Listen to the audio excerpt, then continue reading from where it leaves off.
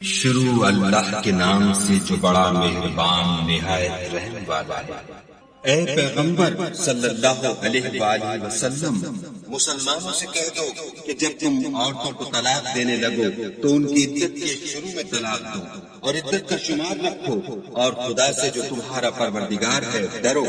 نہ تو تم ہی ان کو ایام عدت میں ان کے گھروں سے نکالو اور نہ وہ خود ہی نکلیں۔ ہاں، اگر وہ صریح بے حیائی کرے تو نکال دینا چاہیے، اور یہ خدا کی حدیں ہیں، جو خدا کی حدوں سے تجاوز کرے گا وہ اپنے آپ پر ظلم کرے گا۔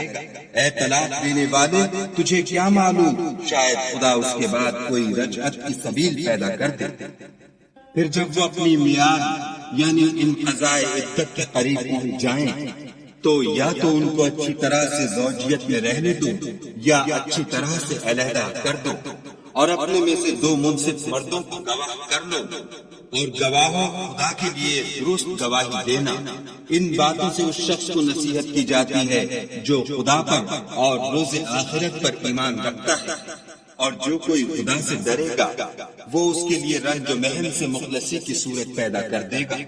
اور اس کو ایسی جگہ سے رزق دے گا جہاں سے وہم و گمان بھی نہ ہو، اور جو خدا پر بھروسہ رکھے گا تو وہ اس کو کفایت کرے گا۔ خدا اپنے کام کو جو وہ کرنا چاہتا ہے پورا کر دیتا ہے۔ خدا نے ہر چیز کا اندازہ مقرر کر رکھا ہے۔ اور تمہاری مطلقہ عورتیں جو حیض سے نا امید ہو چکی ہوں، اگر تم کو ان کی عدت کے بارے میں شبہ ہو تو ان کی عدت 3 مہینے ہے، اور جن کو ابھی حیض نہیں آنے لگا ان کی عدت بھی یہی ہے۔ اور حمل والی عورتوں کی عدت وضع حمل یعنی بچہ جننے تک ہے، اور جو خدا سے ڈرے گا خدا اس کے کام میں سہولت پیدا کر دے گا۔ یہ خدا کے حکم ہیں جو خدا نے تم پر نازل کیے ہیں، اور جو خدا سے ڈرے گا وہ اس سے اس کے گناہ دور کر دے گا اور اسے اجر عظیم بخشے گا۔ مطلقہ عورتوں کو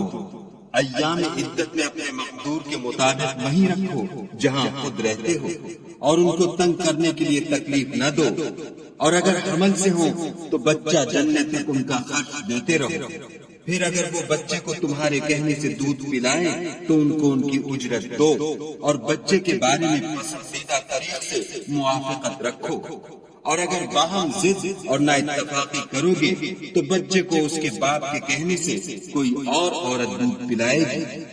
صاحب وسعت کو اپنی وسعت کے مطابق خرچ کرنا چاہیے، اور جس کے رزق میں تنگی ہو وہ جتنا خدا نے اس کو دیا ہے اس کے موافق خرچ کرے۔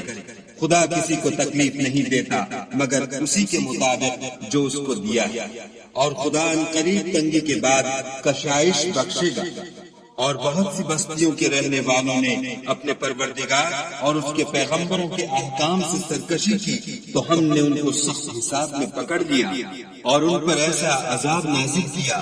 جو نہ دیکھا تھا نہ سنا۔ سو انہوں نے اپنے کاموں کی سزا کا مزہ چکھ لیا، اور ان کا انجام نقصان ہی تو تھا۔ خدا نے ان کے لیے سخت عذاب تیار کر رکھا ہے۔ تو اے ارباب دانش جو ایمان لائے ہو، خدا سے ڈرو۔ خدا نے تمہارے پاس نصیحت کی کتاب بھیجی اور اپنے پیغمبر بھی بھیجے ہیں جو تمہارے سامنے خدا کی واضح مطالب آیتیں پڑھتے ہیں، تاکہ جو لوگ ایمان لائے اور عمل نیک کرتے رہے ہیں ان کو اندھیرے سے نکال کر روشنی میں لے آئے، اور جو شخص ایمان لائے گا اور عمل نیک کرے گا ان کو باغ بہشت میں داخل کرے گا، جن کے نیچے نہریں بہ رہی ہیں، ابد الآباد ان میں رہیں گے۔ خدا نے ان کو خوب رزق دیا ہے۔ خدا ہی تو ہے جس نے 7 آسمان پیدا کیے، اور ویسی ہی زمینیں، ان میں خدا کے حکم اترتے رہتے ہیں، تاکہ تم لوگ جان لو کہ خدا ہر چیز پر قادر ہے، اور یہ کہ خدا اپنے علم سے ہر چیز پر احاطہ کیے ہوئے ہے۔